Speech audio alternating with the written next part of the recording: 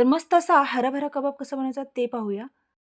तर हे पालक एक 4-5 मिनिटं आपण पाण्यात शिजवून घेतलेलं आहे. नंतर आपल्याला थंड पाण्यामध्ये घालून हे पालकाला ठेवून द्यायचं आहे. नंतर आपल्याला बेसन भाजून घ्यायचं आहे. 1 वाटी बेसन घालून छान भाजून घेतलेलं आहे. नंतर आपल्याला मटार भाजून घ्यायचे आहे. मटार आणि पालक थंड झाल्यानंतर आपल्याला त्याची जाडसर पेस्ट बनवून घ्यायची आहे. नंतर आपल्याला गॅसवर कढई ठेवलं, त्याच्यामध्ये तूप घालून छान आपल्याला याच्यामध्ये जिरं, आलं आणि हिरवी मिरची, पालकाचं मिश्रण घालून याला छान परतवून घ्यायचं आहे. नंतर आपल्याला त्याच्यामध्ये एक 2 ते 3 बटाटे खिसून घेतलेले आहेत. त्याच्यामध्ये मसाले घालून घेतलेले आहेत. धना पावडर, जिरा पावडर, चाट मसाला, काळं मीठ आणि साधं मीठ, मिरची पावडर आणि कोथिंबीर घालून घेतलेलं आहे.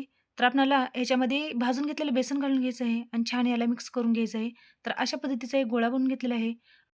तर हाताला तूप लावून अशा पद्धतीने आपण गोल-गोल असे हे कबाब बनवून घेतलेले आहेत आणि त्याला चपटा पण आकार दिला आहे. त्याच्यावर काजू लावलेला आहे. तर अशा पद्धतीने एक-एक करून आपल्याला तूप टाकून छान याला फ्राय करून घ्यायचं आहे. तर मस्त असे हे आपले हराभरा कबाब बनवून तयार झालेले आहेत. तर आपण याच्यासाठी चटणी बनवूया. च्या भांड्यामध्ये कोथिंबीर आणि पुदिना घालून घेतलेला आहे. नंतर हिरवी मिरची, आलं, चवीनुसार मीठ आणि थोडी साखर टाकलेली आहे. तर एक 4 चमचे पाणी घालून घेतलेलं आहे. तर याला आपण छान मिक्सरला फिरवून घेऊया. तर मस्त अशी ही हरभरा कबाबसोबत चटणी बनवून तयार झाली आहे.